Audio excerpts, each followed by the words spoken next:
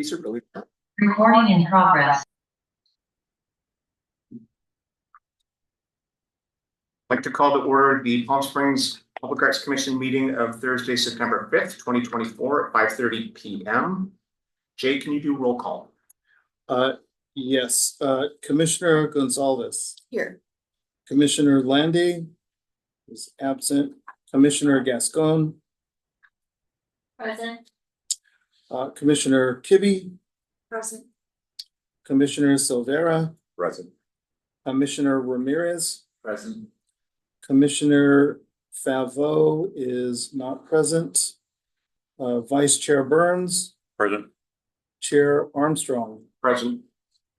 Okay, we have quorum. Would someone like to make a motion for the acceptance of the agenda as it's written? So moved. I make a motion that we accept the agenda as written. Second? Seconded. All in favor? Aye. Great. Okay. Next item, public comments. This time has been set aside for members of the public to address the Public Arts Commission on items of general interest within the subject matter jurisdiction of the commission, and agenda items if a member of the public cannot be present later in the meeting at the time the item is heard by the commission. Additionally, members of the public may address the commission on each item listed on the posted agenda at the time each item is heard. Although the Public Arts Commission values your comments pursuant to the Brown Act, if generally not take action on items not listed on the posted agenda. 3 minutes are assigned for each speaker. Jay, do we have any public comments? Anyone in the audience can make public comments? We do not have any public comments. Great. Remarks from the chair. I want to talk very briefly and quickly, and this is really more for, we've got new commissioners. Some of you have been here for a month. That's great. I want to talk about value in art. Because this has been in my mind lately as we have a lot of projects coming up, and we have been very successful the past couple of years, and we're getting more and more attention and more opportunities in front of us. There's a story that I always cling to in art school. I was an art major, and it's a story that Picasso was in a restaurant in France, and a woman came up to him and said, "I'm a huge fan of yours, Picasso. Can you do a sketch for me on my napkin?" And he said, "Of course." And he drew this sketch very quickly. And he turned to her and said, "That'll be 1,000,000 francs." And she said, "But it took you 5 minutes to draw that." And he said, "It took me 40 years to learn to do it in 5 minutes."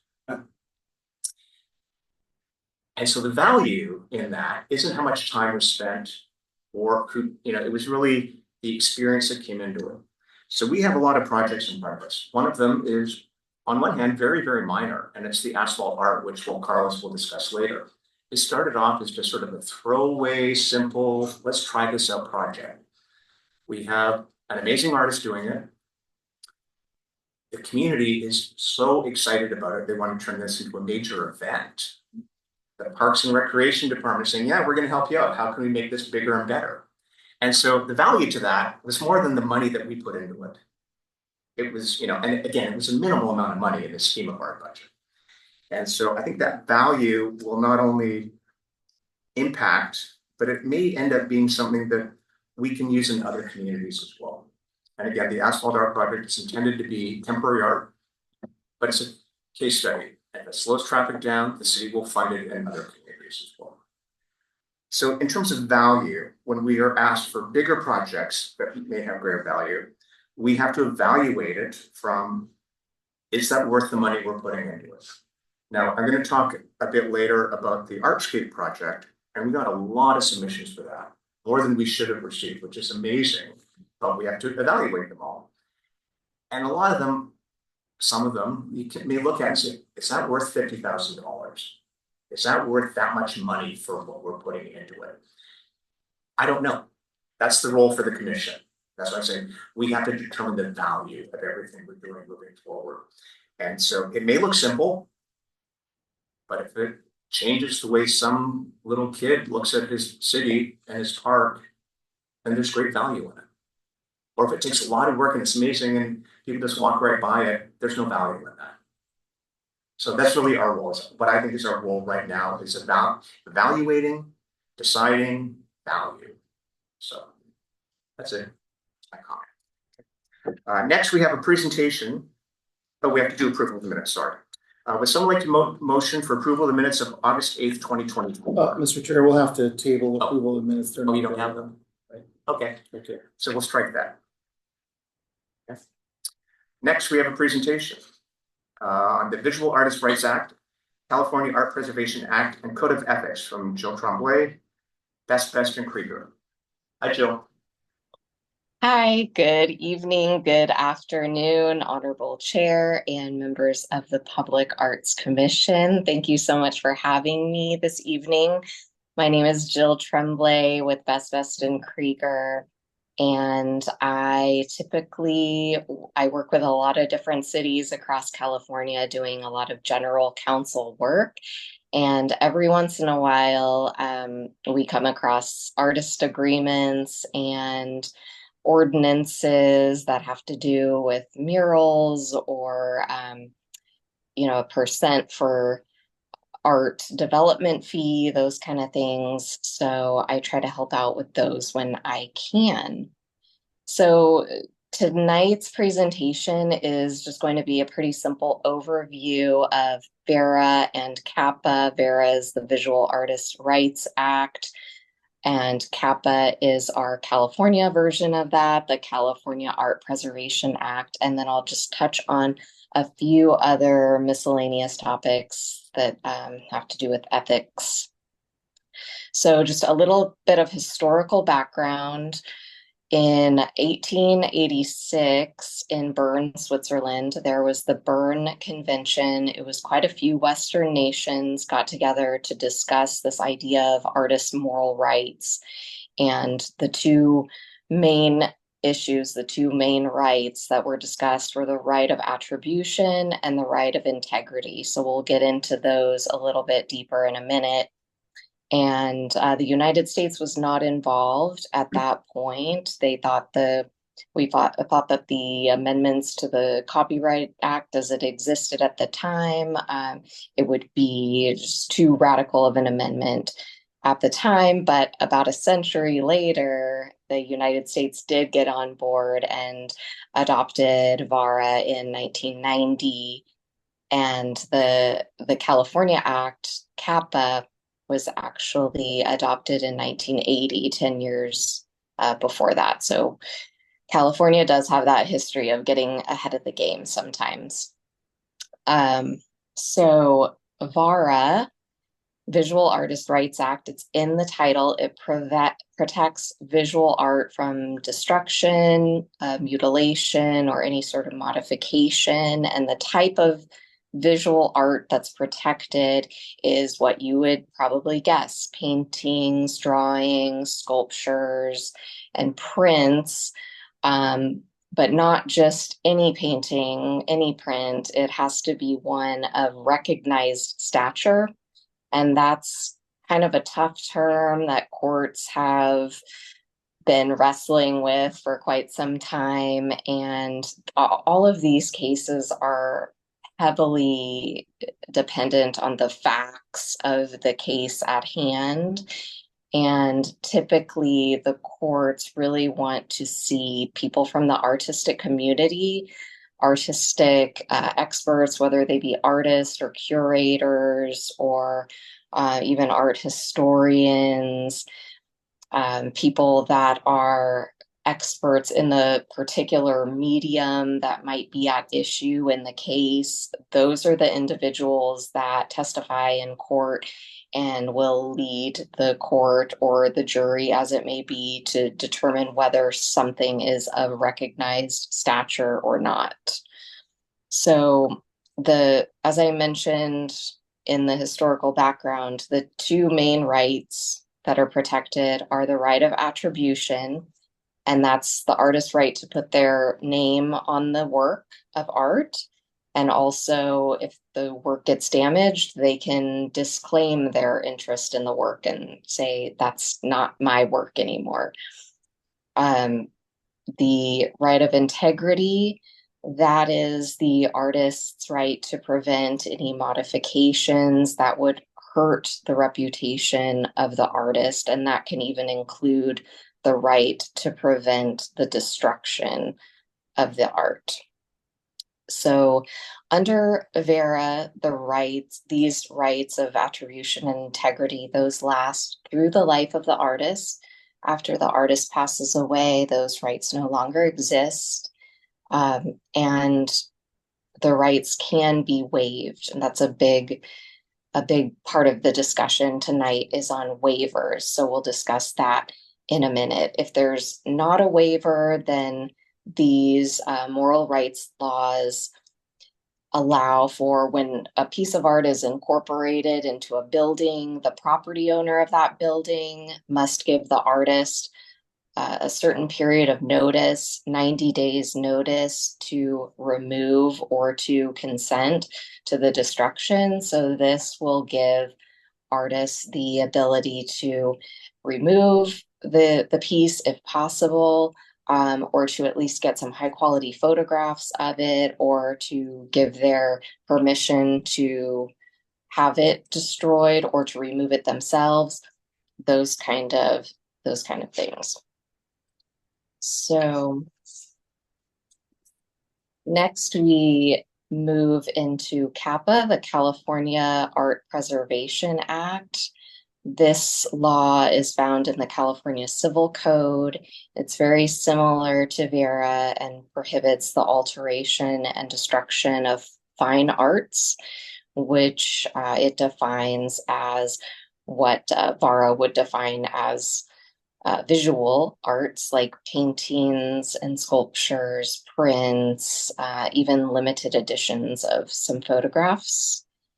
And one of the differences between VARA and CAPA is that CAPA, it extends the protection of these rights past the artist's death for 50 years. So their heirs actually can assume these rights.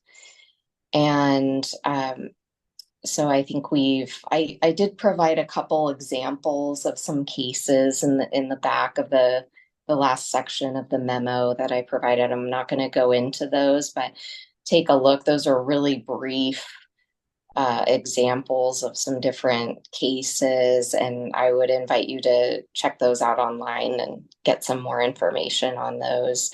But when CAPA is in play, there was a case in San Francisco where one of a building in the Mission District had a huge, really well-known mural on it, and the artist was deceased at the point in time where the art mural was removed, and their heirs were able to assert their rights and win a pretty substantial judgment under CAPA there.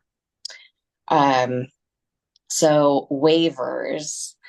Artists can waive their rights under VERA and CAPA, and the city includes these waivers in all of the artist agreements, whether it's like the initial agreement with the artist to produce a mural, or if the city is purchasing a piece of art, or even if it's a repair to a piece of art and maybe they waived the rights before, we'll put them in the repair agreement as well.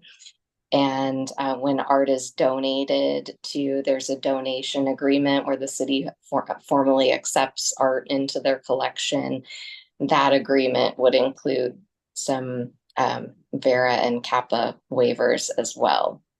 And we like to get this done at the beginning of the process and not at the point in time when the piece of art is going to be repaired, modified, or destroyed, because it just makes it so much easier in that the city, they can do whatever is appropriate without necessarily having to get some permissions from the artist. But it's typically a practice among cities to, if there is a need for a refurbishment or a repair, to contact the original artist. This just gives the city more flexibility. So the key parts of the waiver are a description and location of the artwork, That is pretty important for Vera because Vera requires a more specific waiver. And so we'll say what the art piece is named, the address where it's going to be located, dimensions, even a sentence or two to describe what it is. So we know exactly what piece of art we're talking about. Then the second part that's really important is the attestation that the artist is the author of the work and has authority to waive these rights. We don't want someone who's not the actual author of the artwork waiving these rights. So they have to say, yes, this is my art and I have the ability to waive these rights. And the third section typically is a very detailed section on how the city has the right to modify, alter, repair, remove the artwork.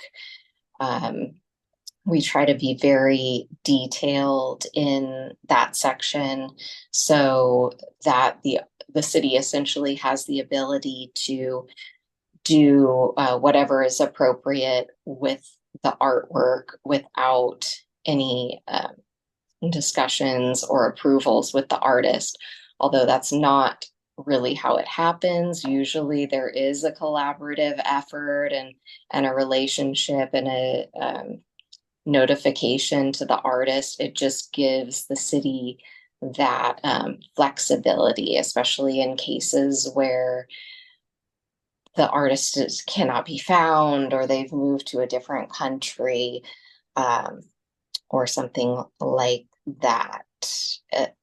So a couple other areas that are not really in the Vera and Kappa waiver, but are somewhat related because they have to do with copyright, are that the city usually asks the artist to give a copyright license to the city to be able to reproduce the art.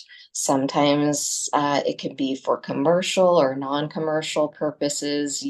Usually it will be for non-commercial only, but sometimes cities or public agencies will want a commercial component to that sub-license on the copyright. And then we also want the artist to warranty that they have the ability to issue that sub-license, that they didn't already transfer full copyright ownership, copyright rights to a third party, and then they're no longer able to give the city that kind of sub license. The city would have to then go to some third party to get that. We just want to make sure that's not the situation.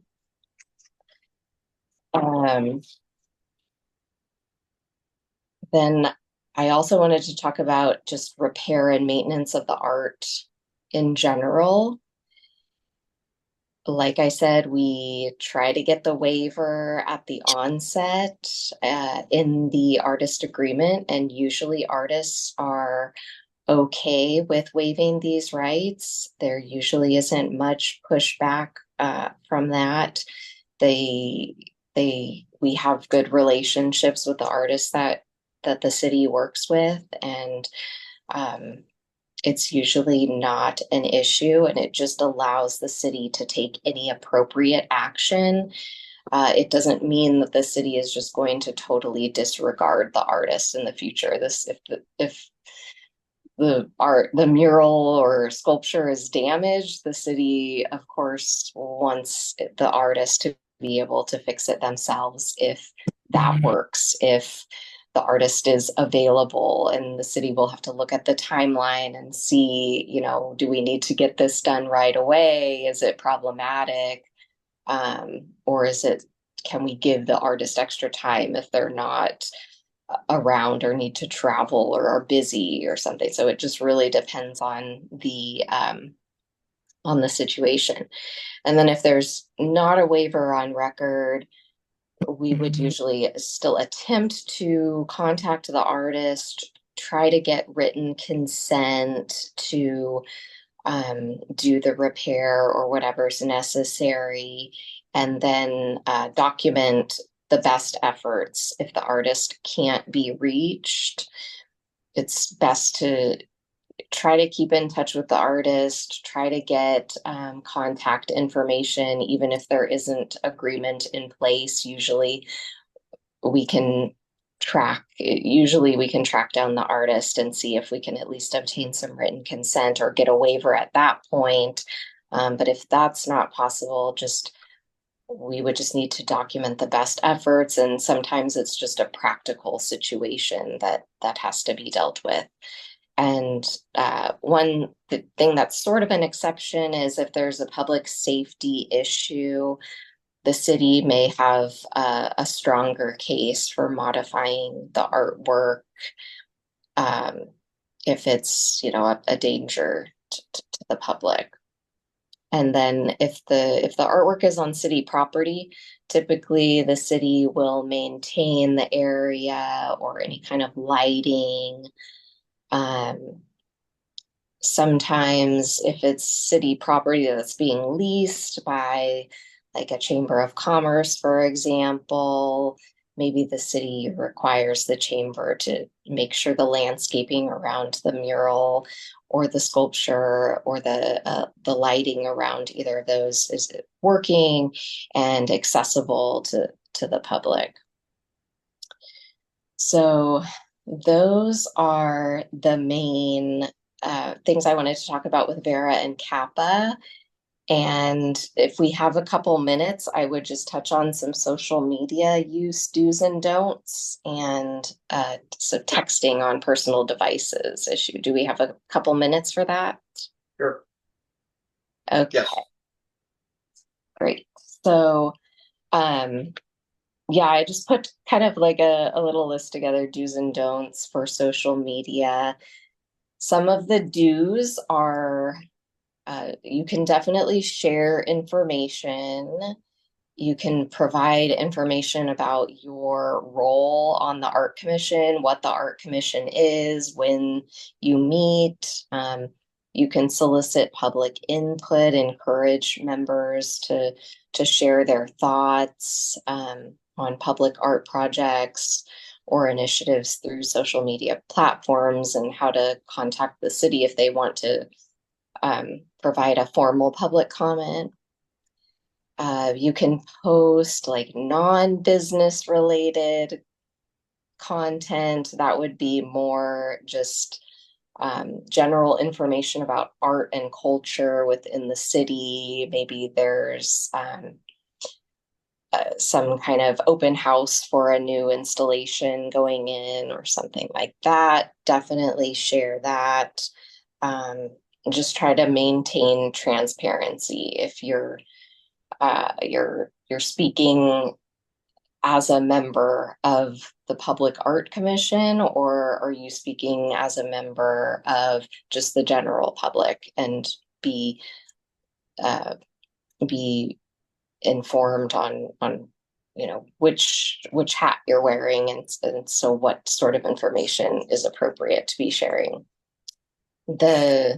The don'ts on social media are, of course, to not discuss or deliberate any items that are on an upcoming agenda, items that could be upcoming, anything really within the commission's jurisdiction that could be something that you might have to make a decision on, because you might have to disclose that later if you've already made your voice heard on a particular issue.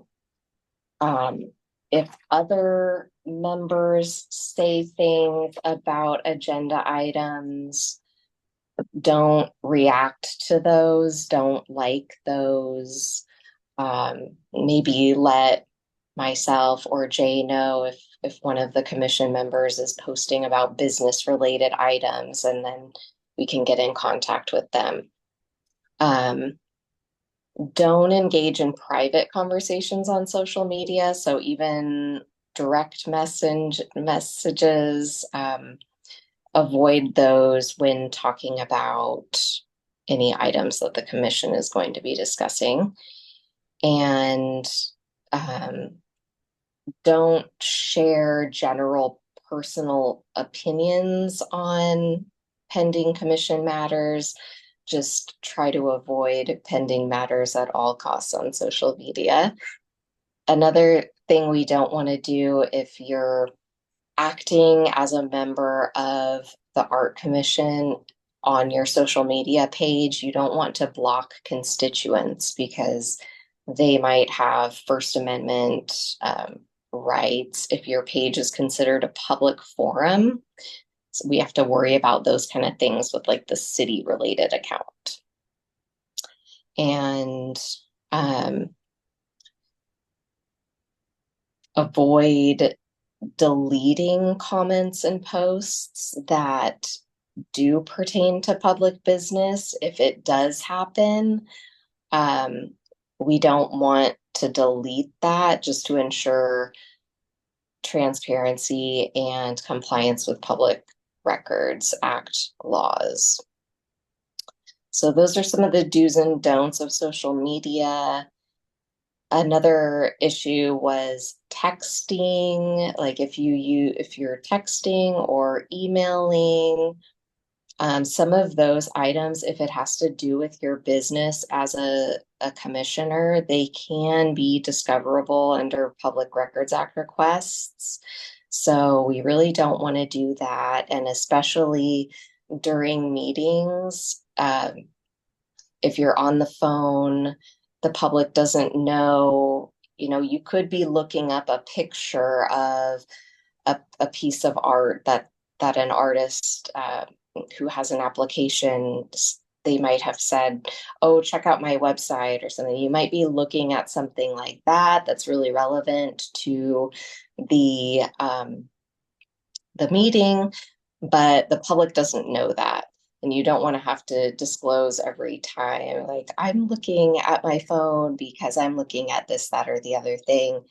Also, we don't want to text other commissioners during the meeting because all of any sort of conversations between commissioners needs to be out in the public. So if it's texting, that text message should really be read out into the record. And also if communications are sent to the entire board, there could be a Brown Act violation. And if it's just sent to one other member or two other members, it could be like a due process concern, even if it's not necessarily a Brown Act issue. So just avoid texting during meetings, avoid using your phone during meetings. So I think that's it on those two miscellaneous topics. Do we have any questions? I do. Thanks, Jill. That was very helpful. And I know that the commission is going to get more guidance on the sort of social media protocol and ethics due to the new city passing the regulations. My question though is when you talked about, commissioners can't text each other, email each other because it becomes discoverable, but we do a lot of work outside of the commission meeting. We have task forces or subcommittees, and we may be working on a project specifically. So there needs to be that communication amongst 2 to 3 commissioners who might be working on something. Yes, I was mainly talking about during a meeting, texting during a meeting. But yeah, if you're communicating to coordinate education, that kind of thing, that's fine. But you shouldn't be talking like, oh, I'm going to vote this way on this certain item. I think that you should too, or what are you gonna vote? How are you gonna vote? And that kind of thing. That's So, what I just wanted to clarify publicly that and we're pretty good about maintaining that we don't have texting or email, and even the subcommittees are set up with a near quorum. So it's only like 2 people that may be working on that specific project. okay, yeah, that's great. Okay, good. Does anybody else have any other questions for Jill? No. One last question for you. We do some temporary artwork, and it may be a mural or a street mural or something like that. Is temporary artwork treated the same way as permanent artwork in terms of artist rights? I mean, street art is meant to disappear and be removed. Yes, temporary art does have the same, the artists have the same rights under VARA and CAPA for temporary art. So it just depends on if the art is of recognized stature and if it's, if it's a graffiti issue that's a violation of the graffiti ordinance. I think the city has one, but I'm not sure. Yeah, we do. And then that's a lot different. Usually what we're talking about with temporary art with Bara and Kappa is if for example, there's going to be a temporary mural for 2 years or a year, that would be considered temporary, but the artist still has the right to protect the work from destruction and to attribute their name to that artwork.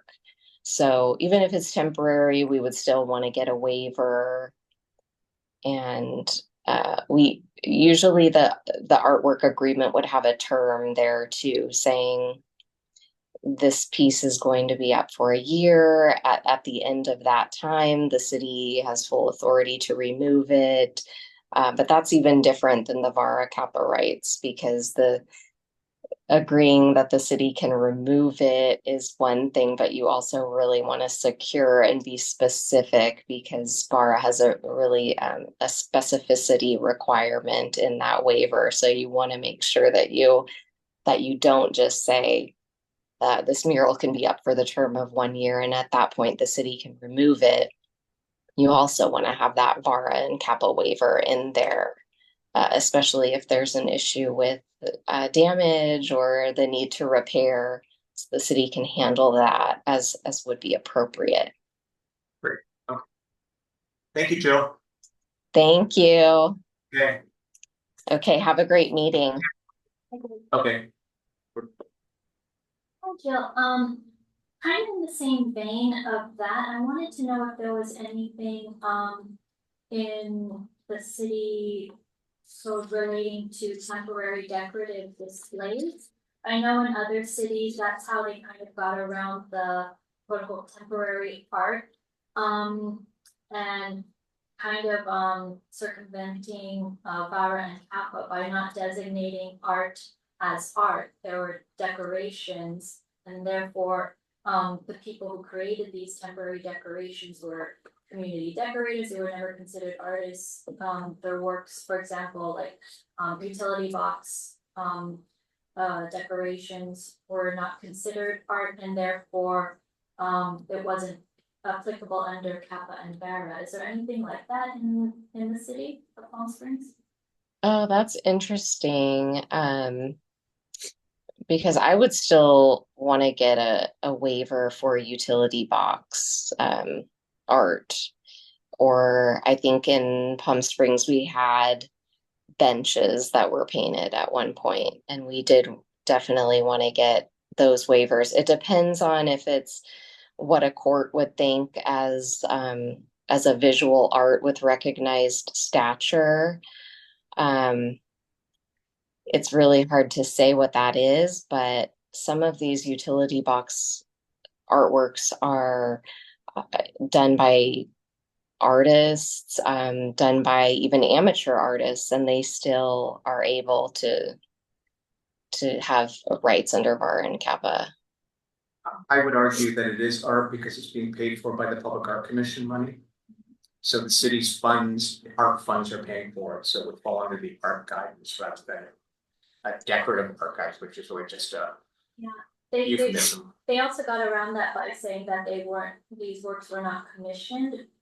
They were community decorators were reimbursed for their time in creating those decorations rather than just being a commissioned work of art.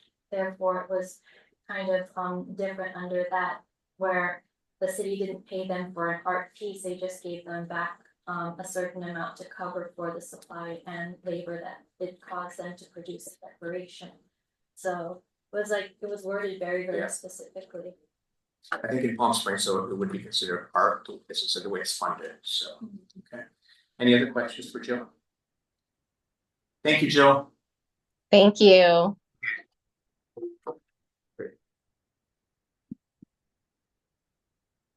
That's it, okay, she's gonna stick around, no, okay. Next item, items for discussion. Discuss request for the PS Pride Monument by artist Jim Iserman in the amount of $400,000, and we have a gentleman here, Mr. Al Jones. Yes.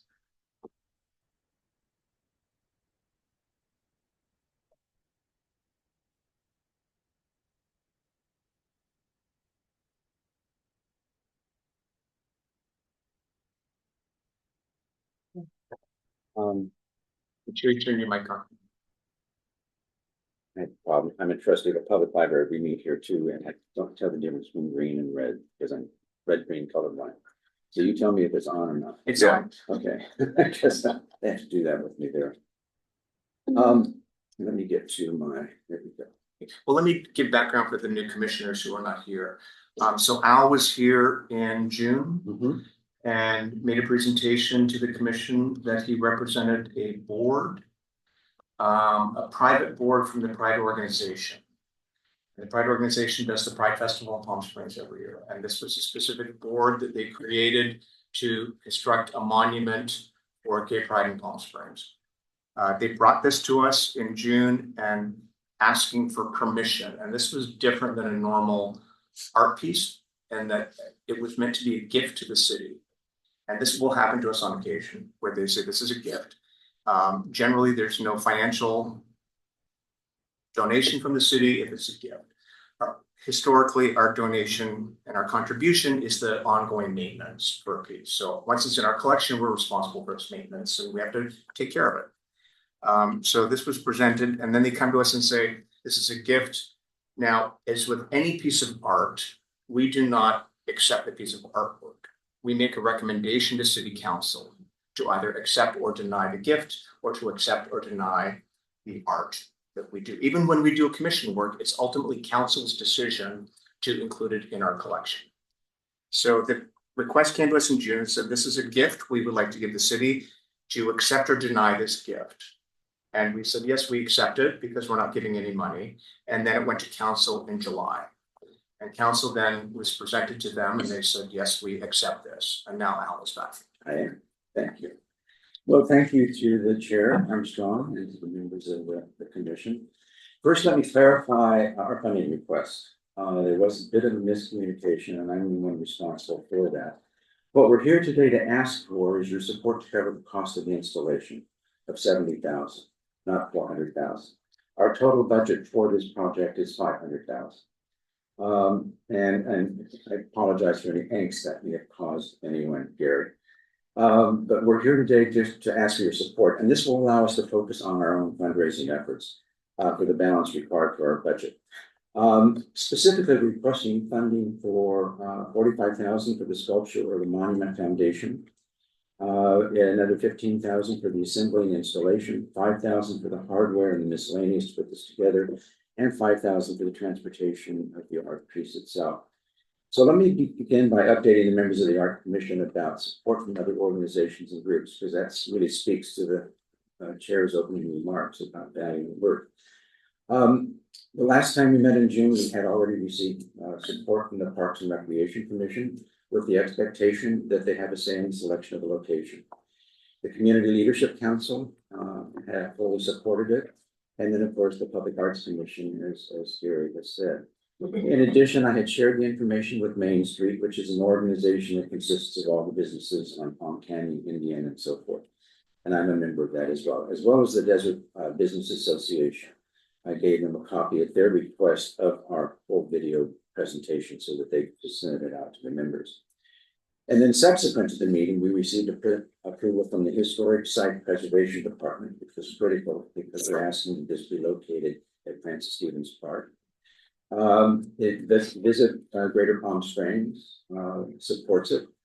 There was a community meeting that we had on Arenas on June 25th. So we put out a call to anyone in the public who wanted more information. The City Council then unanimously approved the monument project. Just this morning, I met with Kelly Tao, Director of Marketing for the Thompson Hotel. He's really excited by the project, and he's going to share with the management team at the Thompson to secure support for the project. We think that's important because the project is located where we hope it will be located, at least, is directly across the street on the southeast corner of Vallejo and Indian. He said the monument, after hearing the presentation, he said it was incredible. The ideology was thoughtful, and the issue of the Thompson will want to be associated with it across, since it's going to be across the street, so we'll see. I have updated the rendering with all of the colors. One is a perspective view, and the second is a rotating view, and I don't know, Jay, if that's available. We asked, oh, there, perfect.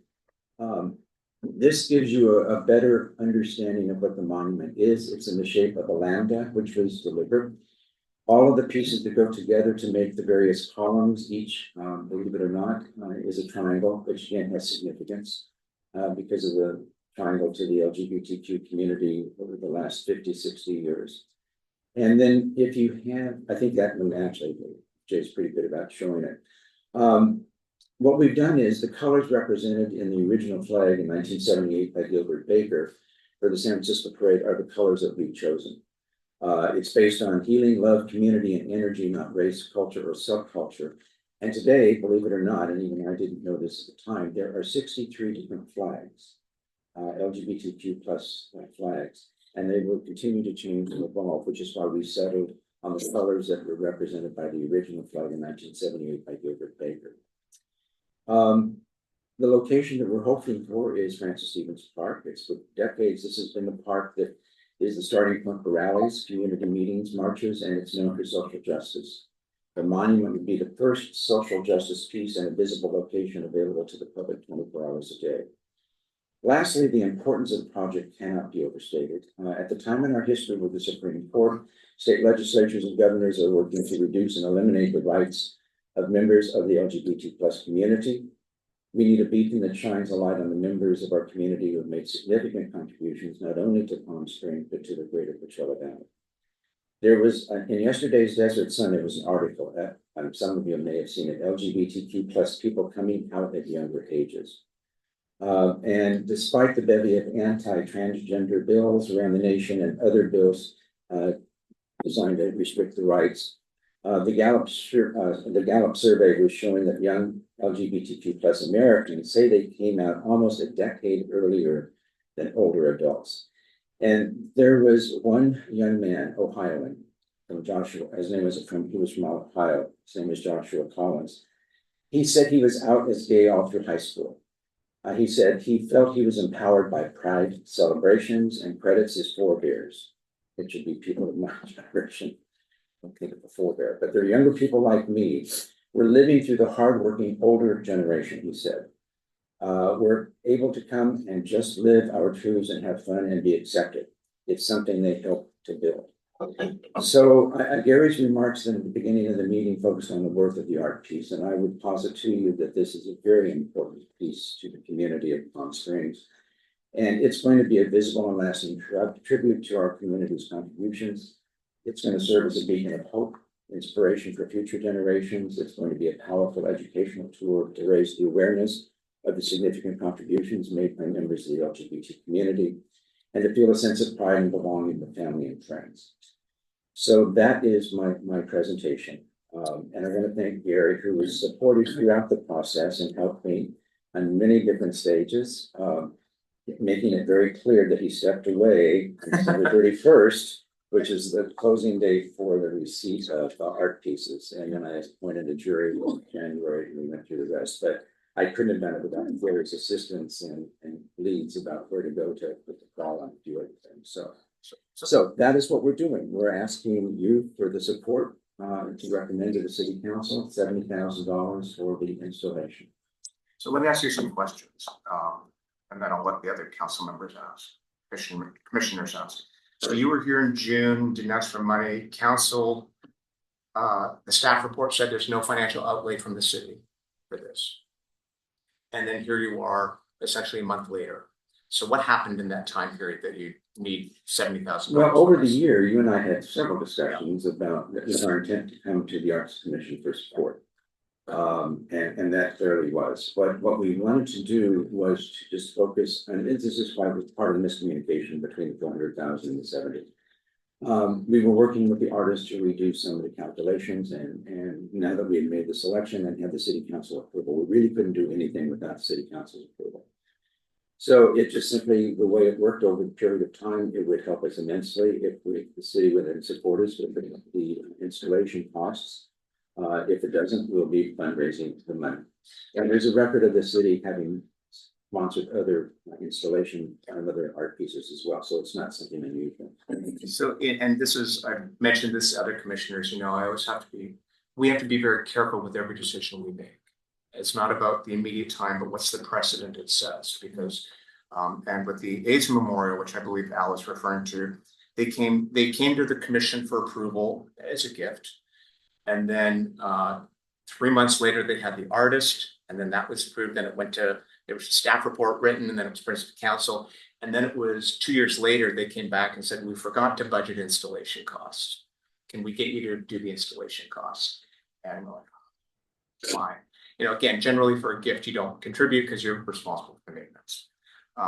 And so their gift was at that time it was 700,000, and they asked for 65,000 to do the installation.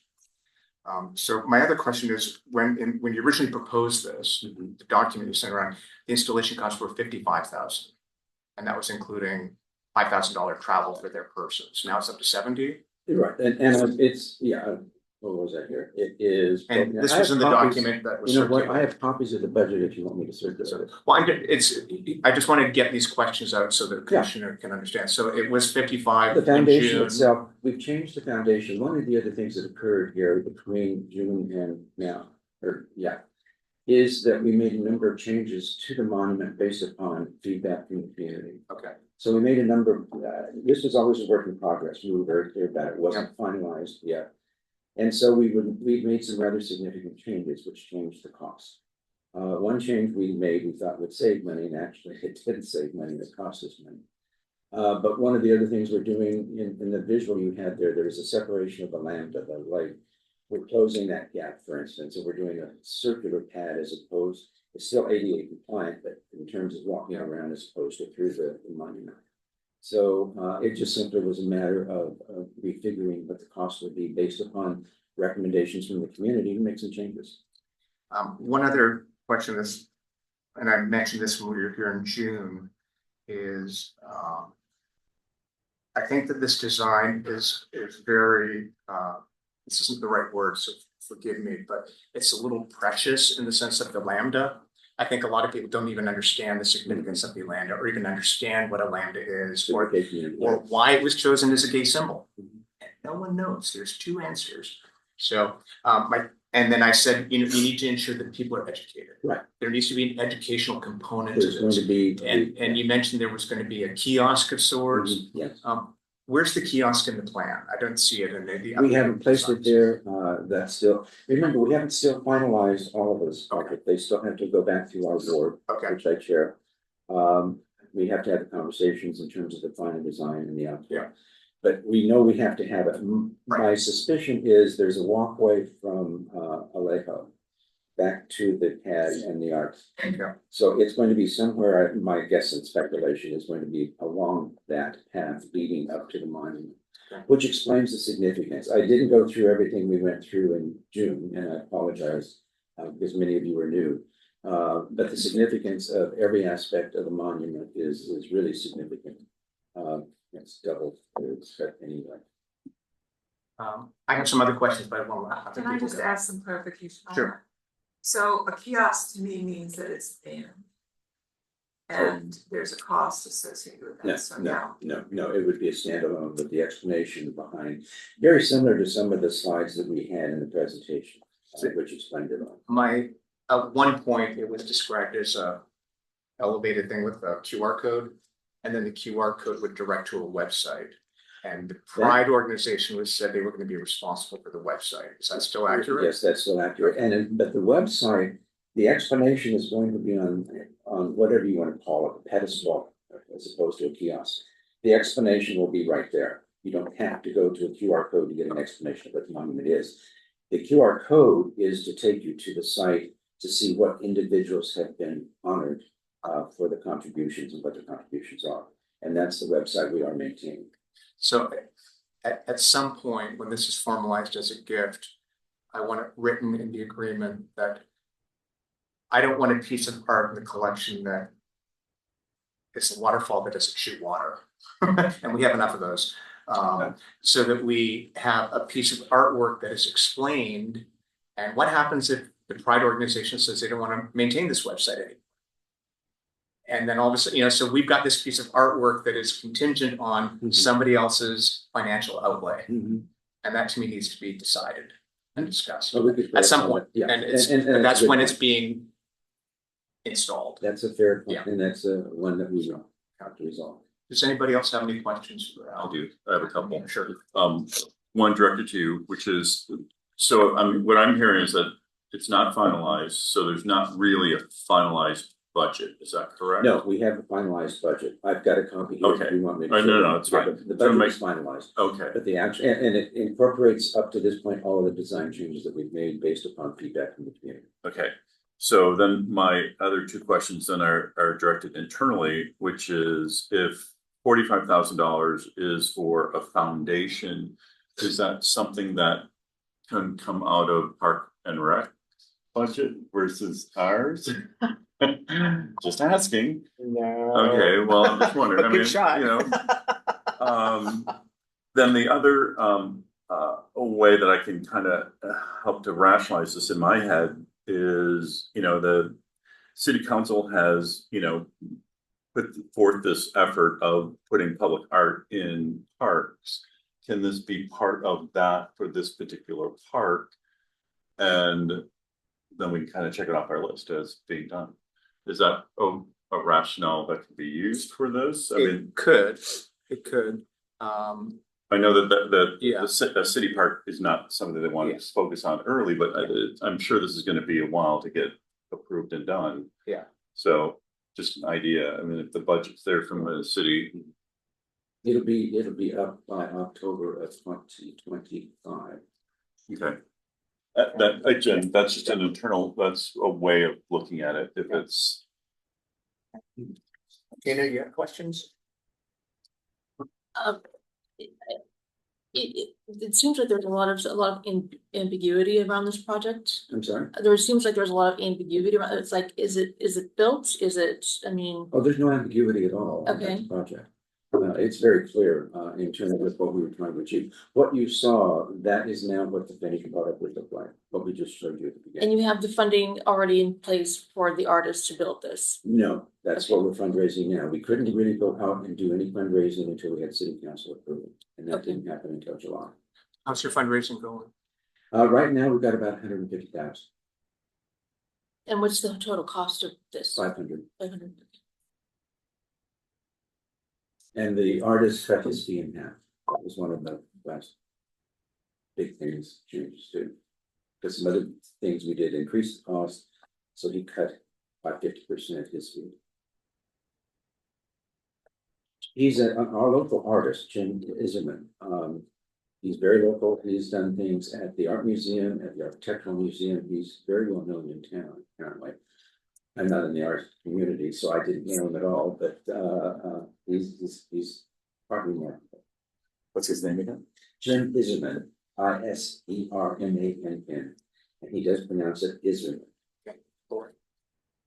Yeah, I have a couple of clarifications. So, my understanding is what the council approved was the acceptance of the gift. Correct. Because you had mentioned something, and so I was just trying to clarify it, that you couldn't proceed with any value engineering and they do without the council's approval, which doesn't make any sense. So we did, look, the council has to approve the project. And we had to get the approval of Arts Commission, Parks and Recreation, the historic site, all of that I had to do before we could take it to the council. They had to approve the project to move forward because it would be on city lands, hopefully. And so they had to approve it first. So they do have to approve, or we, as the commission, have to. Any approve money the that we design. approved has to go to council. No, when it was as a gift, Oh, did we have to approve, did the council have to approve the design and the look and feel as it, No, from a recommendation of the commission?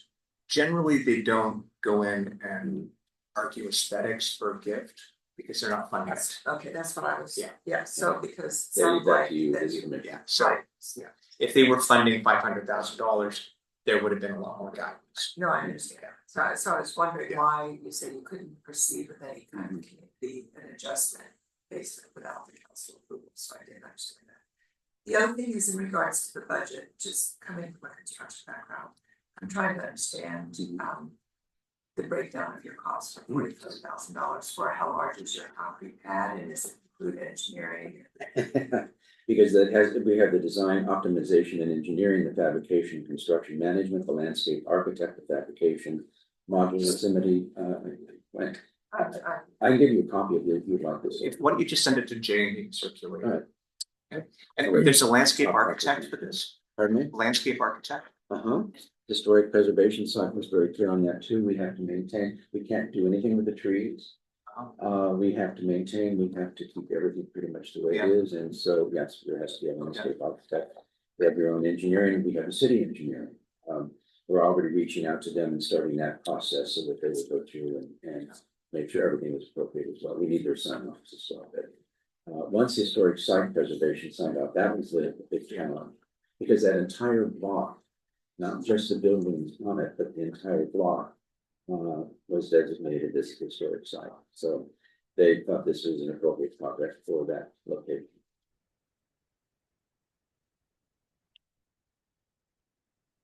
Yeah, I guess when I talk about fees, it's understanding what goes into a lump sum. For me, it's very hard to understand the cost and request without understanding the components of a lump sum.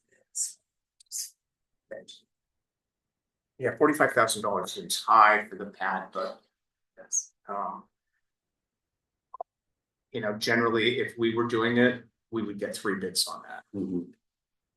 You know, it'd go out for Right. something of this scale, would go through procurement, like pillars went through procurement. Right, right.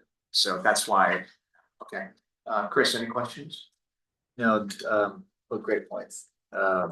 Yeah, about the whole pad, I think, I wanna say pillars is maybe around 20, I think, or like 25-ish. Yeah.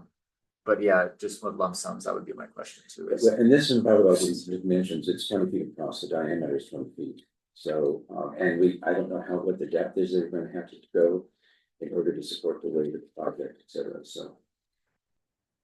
Carlos, questions? No. No? Nasia? I know you have some. Well, it's mostly for, why specifically this amount and why specifically this line item for, the foundation and installation, asking the city for that money. But I know that, you mentioned Thompson is excited to have this as well. Are they contributing at all, financially to this as At well? this point, no, we've not really been, we just made a presentation to them this morning. So that's just the first step, many. I suspect we will be asking them for a contribution at some point.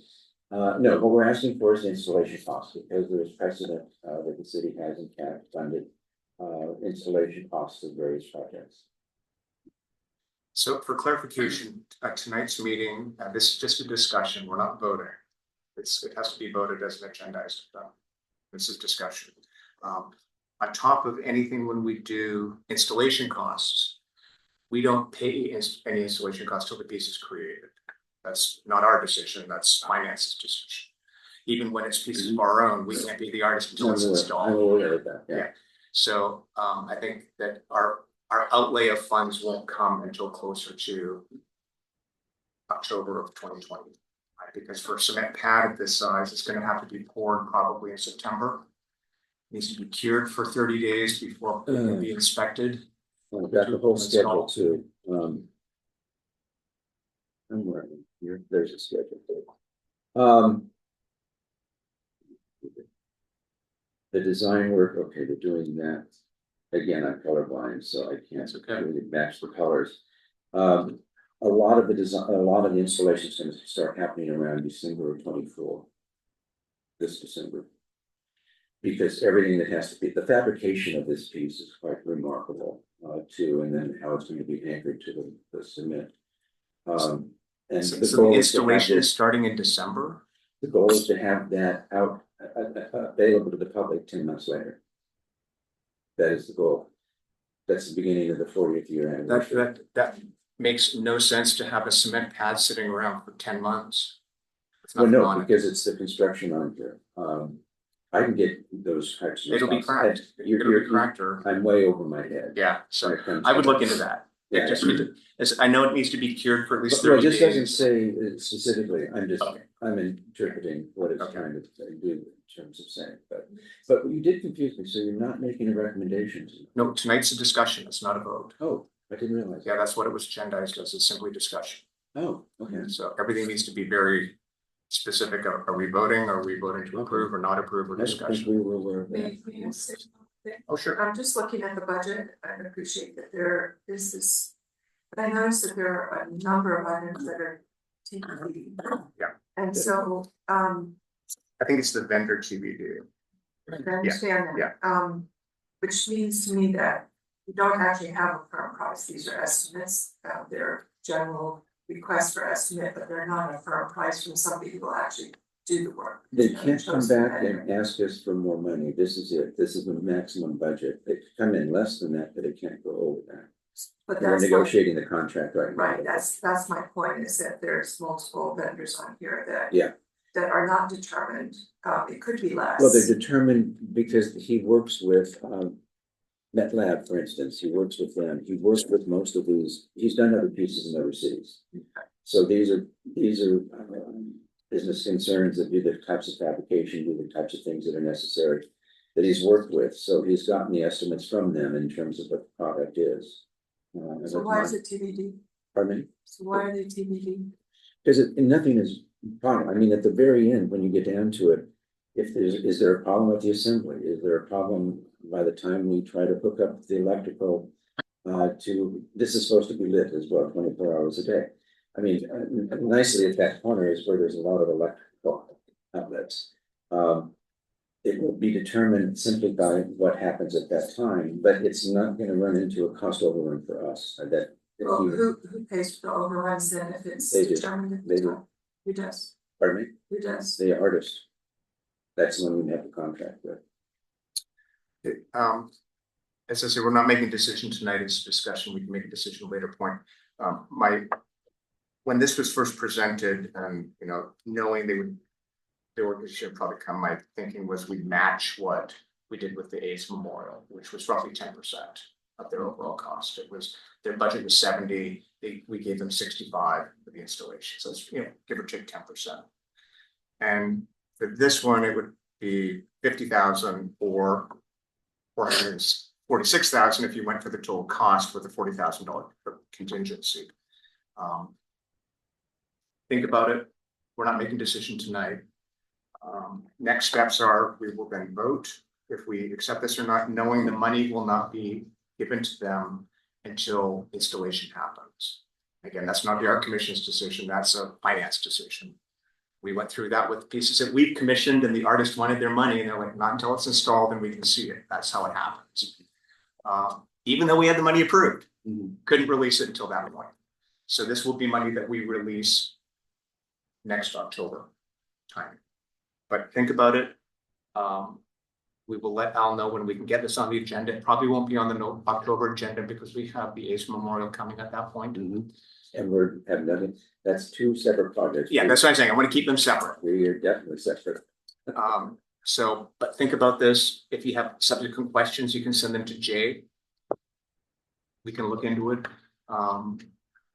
This is complicated. Because it was intended as a gift where we were accepting it. Generally, if it were a art commission piece, we would have had more impact on the design. We could have said, we don't like this, we want to change this because we're funding something.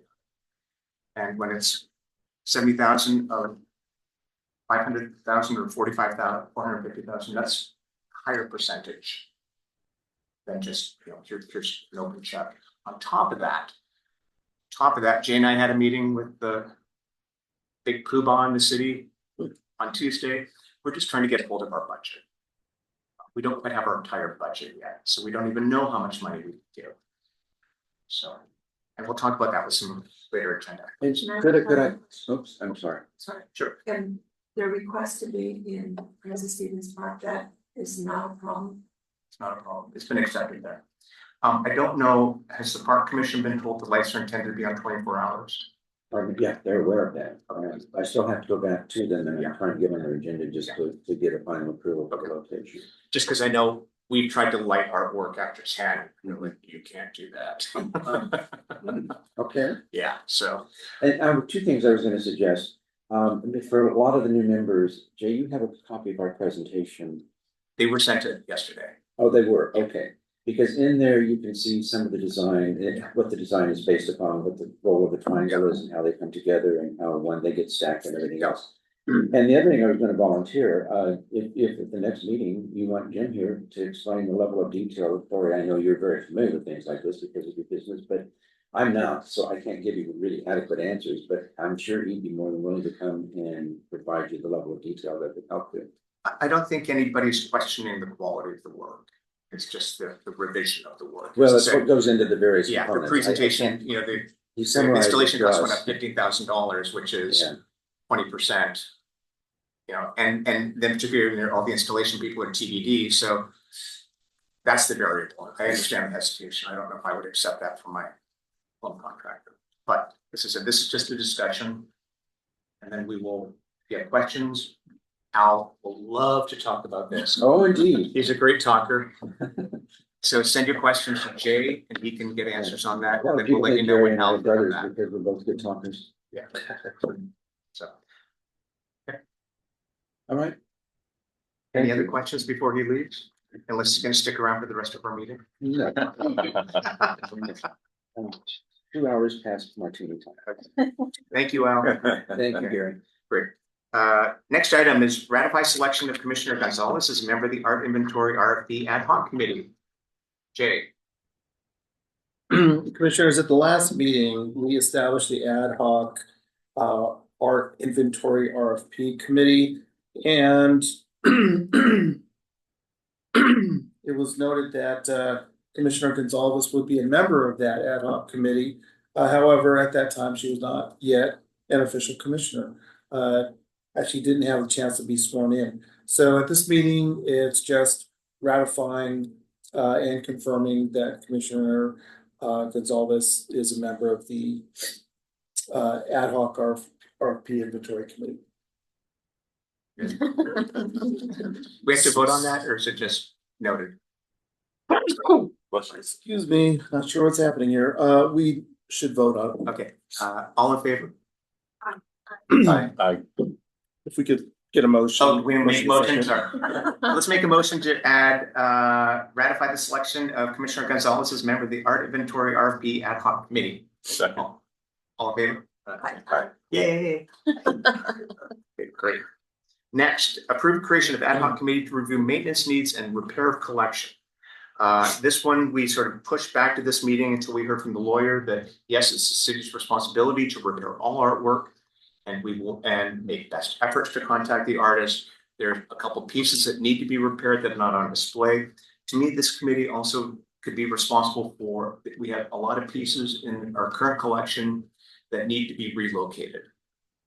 There's one piece downtown intersecting Cubes, which is in the Uptown Design District.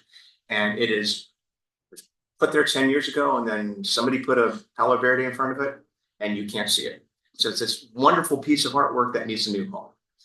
So pieces like that, as you know, on one hand, they work hand in hand with the inventory committee, but I think it's a separate skill set as well, a separate point of view. So anybody interested in being a part of that ad hoc committee to review maintenance needs and repair collection? Well, I am, but you said not to overexert. Don't extend yourself. I don't want you to get exhausted. I know you will. Why don't we do this? Why don't we hold off on this one until you get the inventory committee kicked off? And then you guys get a better handle on that. Okay? Can I make a suggestion? Sure. So if the inventory committee actually puts together a comprehensive list. Yeah. They'll be looking at each piece, right? Yeah. Can they do a general description of the piece such that it assists them on understanding what the. And as an aside, I sat in on all the interviews for new commissioners with the mayor and mayor pro tem. And there were two people that said they particularly wanted to be on the commission because they wanted to do inventory work. They weren't selected for various reasons. They weren't available all the time to do that. But one of them reached out and a lovely handwritten note to me and Jay sealed. I thought it was anthrax at first. Jay's like, "This is for you," and I'm like, "Ah." But he wrote a long, lovely note about how I wanted to be helped with inventory. I was at another event 3 weeks ago, and a gentleman came up to me and he said, "I worked at a public art commission in Sacramento for 20 years. I'd love to get involved in helping you do the inventory. Now, I don't want to be a full commissioner. I just want to do inventory." So what I suggested to Tina when we were talking before the meeting is maybe you guys decide that we really do this through volunteer. Maybe it's where you sort of set up a criteria of what you need done, and we do a public call with the city website and everything. So we're looking for volunteers to do this. You guys guide them. You're like the team leaders, and volunteers can do it, particularly as the weather's a little nicer. People can be outside. So consider that. You guys can talk about it. Okay. Next up is Artscape and the Parks process, proposal review process. Jay and I had a busy day today. We were reviewing 45 applications and submissions or 35, I guess, 35 submissions for this. Some background. I think the only one that's here was Chris. And when we did pillars, we had a selection committee through procurement who did it. Now, at the time, it was meant to be a private selection committee. You're not supposed to know who it was, but I can tell you it was somebody who does public art in Palm Desert, someone who'd done public art in San Diego, and collections person from the museum. Not collections like asking for bills, but part of the collection. And so they were true art experts who made the selection, but then that worked is then they made the selection and came to the commission. The commission said, "We want to be involved in that. We want to do the selection work." It's a lot of work. We have 35 pieces to go through. So as background, I wrote up what Jay and I thought was the way to go on how to do this. And I said, "Send it to the lawyer." Lawyer said, "You can't do that at all." So the way we're going to do it is you all got the documents and all the stuff. All of those need to be publicly posted. So they will be posted on the city website so that everybody can look at them. You are not to discuss your perspective on them or your decisions or any process that you're going through with that. All your discussions and evaluation need to be in public, recorded at the meeting. We will set up a special meeting, hopefully in the next week or two. And at that meeting, we will then evaluate and make a decision on which pieces are the winners. At first, I freaked out because the lawyer said we needed to review every piece equally. And I just thought that will be insane and waste a lot of time. However, she agreed that what we can do is a very direct and descriptive elimination round. So the first time there will be everyone one by one. And if the majority of the commissioners voting support that piece, it will stay. If less than the majority does not, it's removed immediately with no discussion. And that will hopefully eliminate half. And then the next half, the semifinalists, there will be more discussion on them. I like the quality of the work. I like what this is saying. And then we will vote and give each one a weight. And then it will go down to the top 5. And in the top 5, we will then really discuss, I'd say this one works best here, this one works best here. We're not eliminating any of them. These are 35 submissions that are our property at this point. So we may come to a point where at a future park, we may say, you know what? Different configuration of the park. Ruth Hardy's a lot different than Desert Highland. This one might work well in Ruth Hardy Park. And we can go back to this at that point. I thought there was a lot of great ones in there and others. And that what jumped at me was compared to the submissions that came for pillars is a lot of these showed joy. There was a lot of vibrancy in them, which I thought was really refreshing. So that says something about what people are feeling right now, I think, culturally. So Jay, did I explain that properly? Yes, Mr. Chair. Okay. So, and now Jay has some dates where we can do a public meeting. Can I back up one? I do have a comment. Sorry. Sure, yeah. I think that if we didn't inform the artists that applied that all of their work and personal information is going online, we need to let them know ahead of time. I'm sorry to throw this step in there, but you know, I'm looking at their phone numbers and all that email stuff, and I had a document when I lived in Carmel through a city, they had my personal cell phone number. That thing lives now for the last 6 years. Anytime you plug in my number, it pops up. I'm just saying, we might want to give them the right to withdraw just based on somebody on privacy, unless they've already signed a waiver and said that's all public information. You know, we'll, Lori, Commissioner Kibbe, why don't you go ahead? Yeah, I was just gonna say, maybe what we post is their artist statement piece, which just seems to me to be the most important thing that needs to be posted. not Yeah, all we'll the see what we other- can do to Okay. preserve privacy. Okay. The general rule though is if the city received documents, it's public record, so. I know. Yeah. Trust me. Sorry. So it's the points that the lawyer made is we need to make these public, so if the public has opinions, they can give us their. And just one other question, in keeping the pieces so they're not eliminated. Yeah. Did the artists know that? Because you might come back a year and a half from then where their budget really isn't valid anymore, but you still would like the piece. When I say keeping them, I mean for the next 6 months. Within this commission. Okay. So, but yeah, it's like, and they may take that design and change it a bit and go to Scottsdale with it or something like that. So Jay, what days are available up there? Oh, you got them up there. Okay. Right, take a look. These are days that this conference room is available, which we use to do the recordings and so that's helpful in that sense. So you know, I don't think we have to know right now, Mr. Chair, unless you want to, if commissioners do have their calendars available. We can go on and do that, but these are the dates that. What's the date today? It's the 5th. Well, the first one, the 16th, that gives 11 days, so that's sufficient time to review every one. If we need to. Yeah, yeah. Because a lot of the artists put a lot of documentation that takes a long time to read. So you're sending to us those dates? I can send it to you, but it sounds like. Is there any dates? You guys want to vote on a date now? Or unless we're voted now. I'm just letting you know I cannot do the 16th or the 24th. Okay, so those are out. 17th, 18th, or 20th work for anybody? I'm only available on Mondays and Tuesdays. Okay, so the 17th. Okay. This is And 17th. No, that's an 11 a.m. meeting.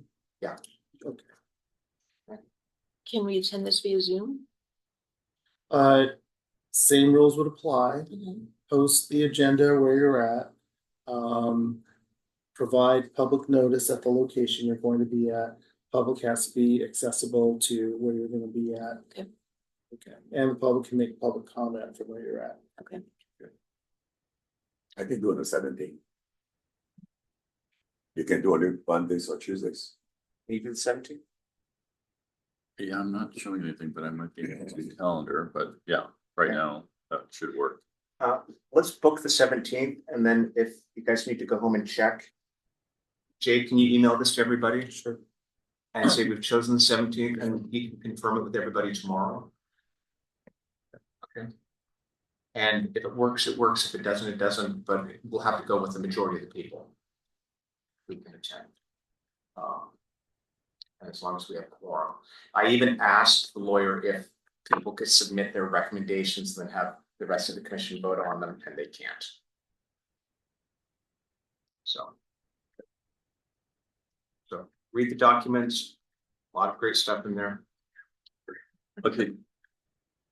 Well, the documents are kind of scattered. I mean, that's the whole point to me was that, are we gonna clean those up so that we know what is being proposed? Because like I said, I went through a few of those files that there's like examples of different art, and I'm not sure what it is that they're, what their proposal is, which one it is that they're. Yeah, we can clean it up to a certain extent. That might be the format for the ballot that we're talking about. Oh, okay. So, Yeah, Okay. so what's gonna happen is Jay is going to create something that will be projected, and it will have the selected design Okay. and the artist and the artist name. Oh, And then, perfect. you know, so Okay, it will great, be great, up there. great. Okay. And we can review it at that point, and we'll say, yes, we like this one, keep it in.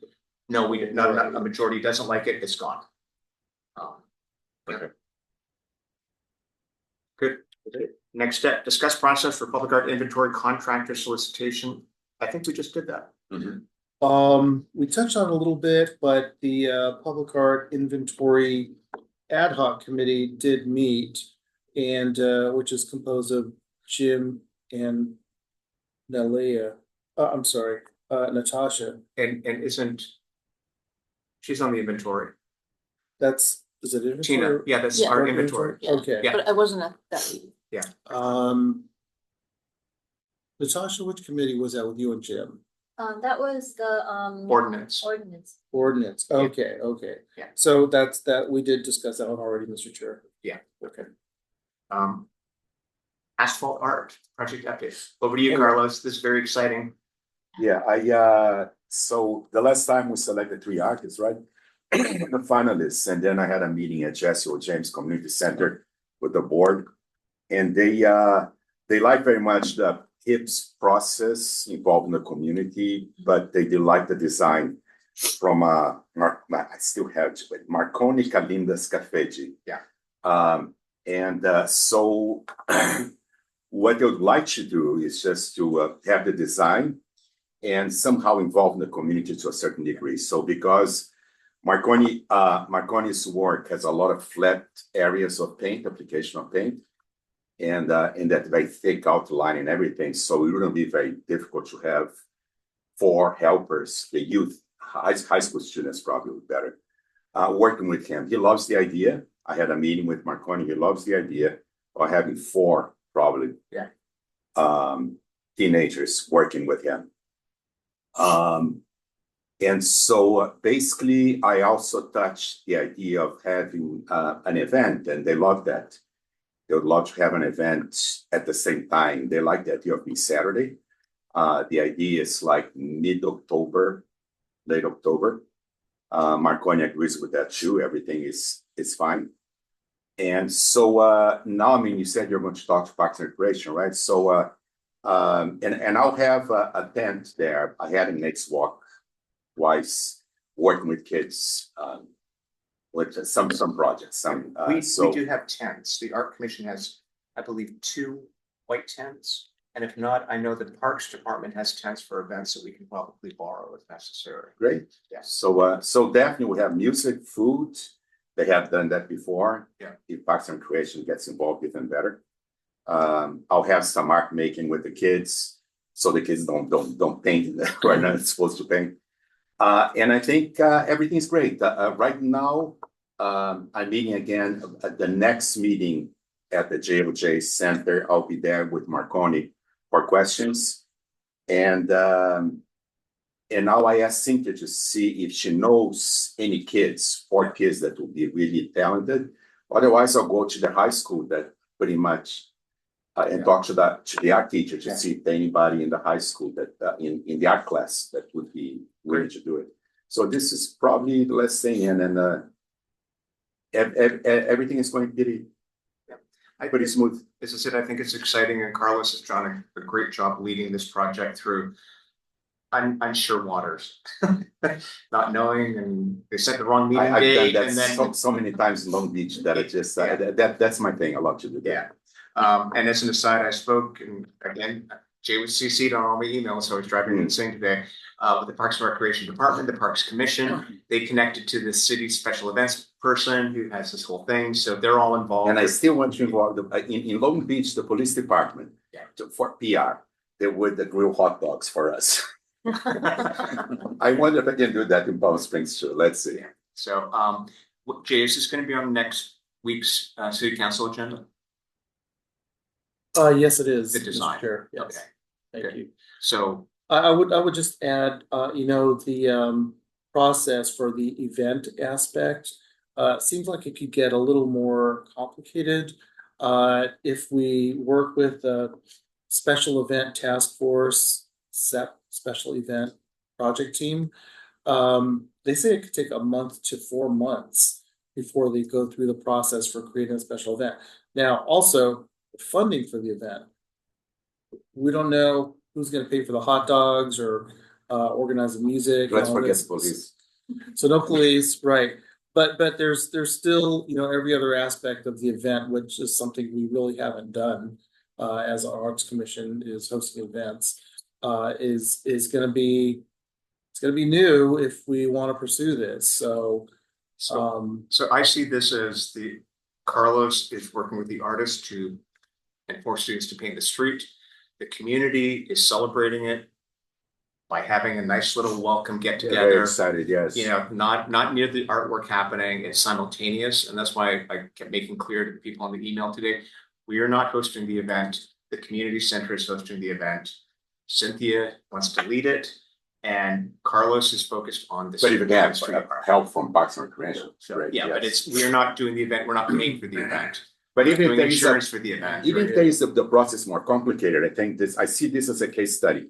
If it works, we'll replicate it pretty much with the other two other asphalt art projects. So who will be leading the event then? Is it? I will. Cynthia? I'll be there all No, day. Cynthia. You're Well, not. Cynthia, Yes, Cynthia, yes, but I'll be, I already promised that I'll be there pretty much, help Okay. in any case. But he's focused on the art installation, Right, not the event. So Cynthia will be the contact with Jasmine. And they have done that several times. okay. Shakoya. Oh, the secretary? Shakoya is the mover. Okay. She's the one that. Okay.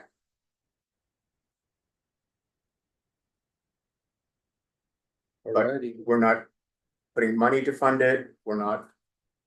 I'll reach out to them and try to find out what Yeah. exactly they have in mind. There may be an ask, but Yeah. then as we know, that would. Yeah. Well, public art funds wouldn't go towards that. And once we get the date locked in, then we can alert city council so they can show up and. Sure, Yeah. council member Garner So will be there. what would Parks and Recreation do if there's no funding They at all could, for them? they might fund it.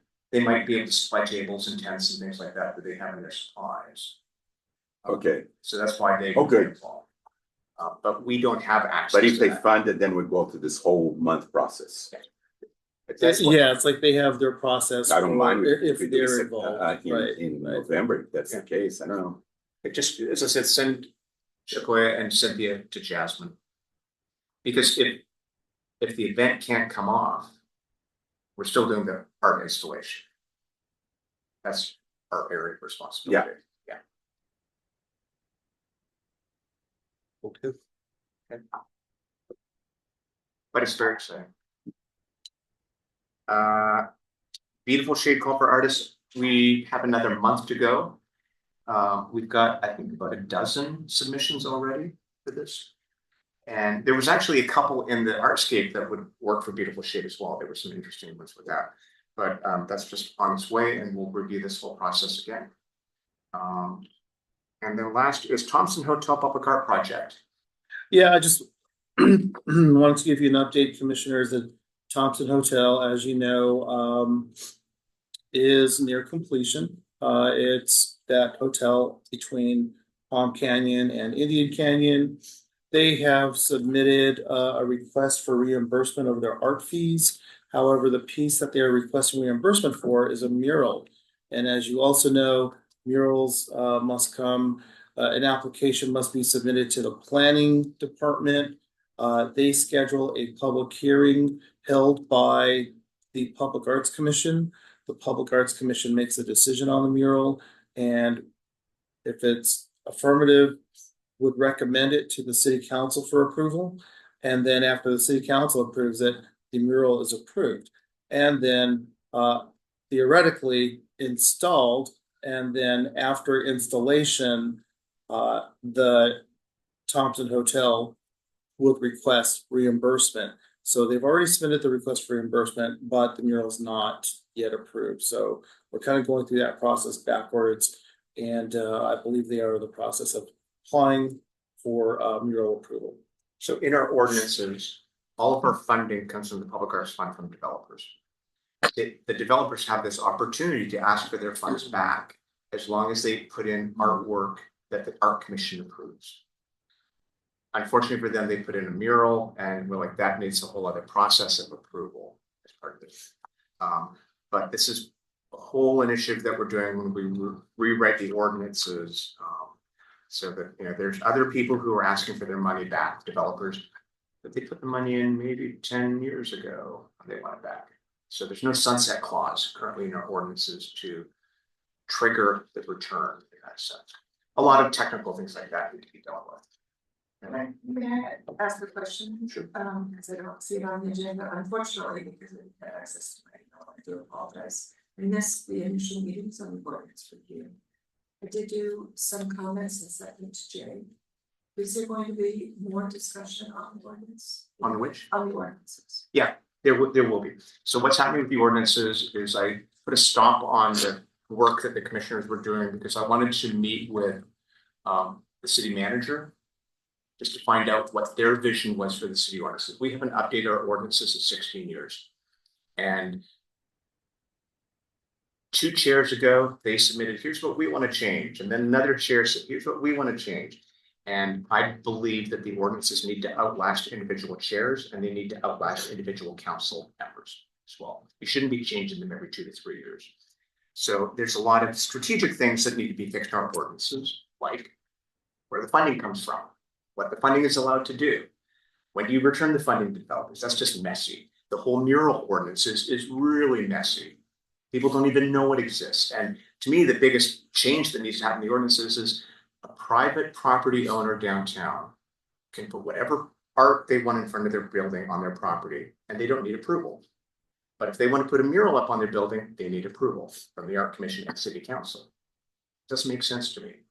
It's either one or the other. Why are you saying you can put the ugliest piece of artwork here without our approval, but we have to approve a mural? Things like that, that's because the mural ordinance and art ordinances were done piecemeal.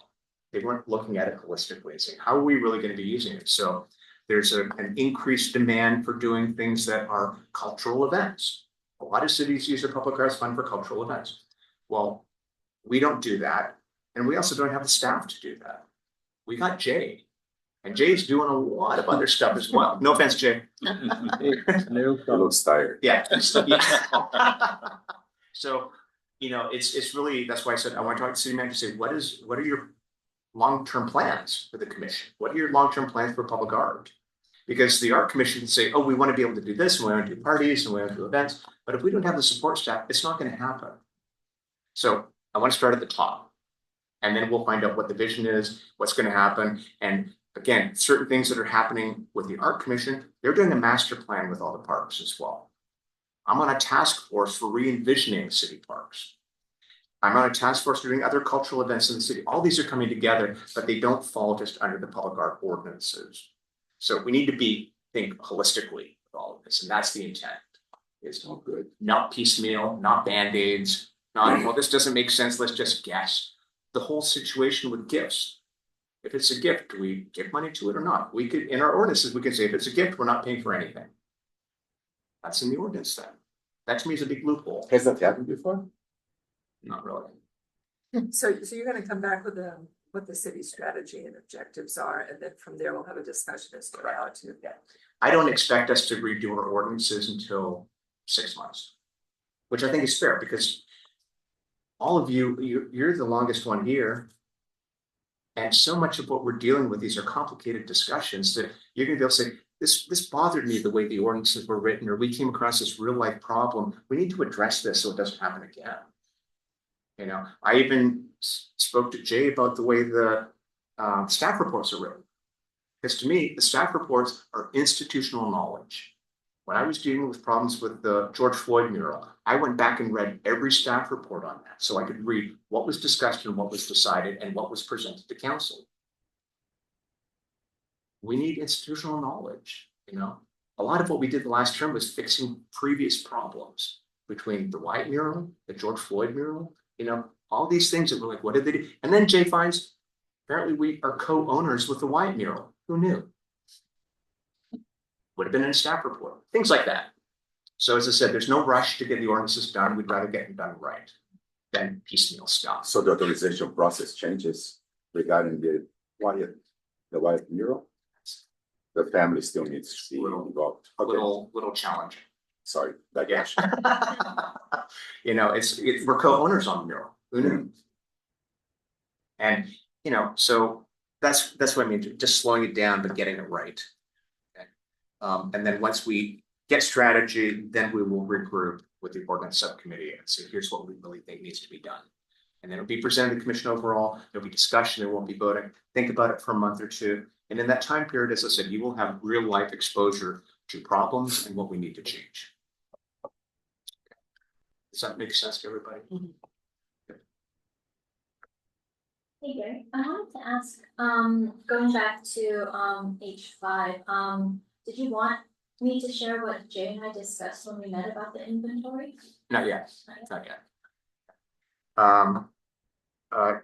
Jay, anything else that you need to discuss? No, Mr. Chair, thank you. Okay. Yeah, Jay and I were on the phone all through his vacation. It's really unfortunate. Calling me on a Friday morning, Jay, our vacation. Okay. Would someone like to make a motion to adjourn? We're at 7:06. Gary, what would be the procedure to request to have something put on agenda or next agenda? Send it to Jay, and then Jay and I review the agenda of all the stuff. What I generally do is try and balance, so we're not doing too much heavy stuff and a lot of discussion stuff. I knew the lawyer was coming. I knew that would take about half an hour. I knew Al was coming, so, and then we had procedural things we needed to do as well. I already sent Jay something I wanted to have the commission discuss, so is that gonna, what's the process of agendas? It'll depend on what our necessary items are for October. I know, as I said, I know one big one that we'll probably get a lot of public comment on, which may take about an hour. So it may not hit till November. So, and I'll talk to you about that separately. There's some technical challenges with that, but I'll talk to you about it. Can I ask one more thing, just If it's quick. very quick, I know, 7:00. In regards to Al's presentation, so I know you said not next week, next week. Yeah. So it'll be the following meeting, we have a more detailed discussion as a group. Yeah. Okay. So I said, you know, that's a big amount of money for something that strategy Yeah. changed. And we deserve to think about it. Generally, if there's a big amount of money we're being asked for, a staff report will be written with background on it, implications. And as I said, I'm very concerned about precedent politics. So my inclination is let's keep it to 10%. And you go from there, but maybe not on one vote. Someone like to make a motion to adjourn? I'll make a motion to adjourn. So you have to read the whole thing. For the next meeting. Public Arts Commission will adjourn to a meeting on October 3rd, 2024 at 5:30 p.m. in the large conference room at Palm Springs City Hall located at 3200 East Thomas Avenue. Second, Second. all in favor? Aye. Aye. And we're adjourned. Thank you.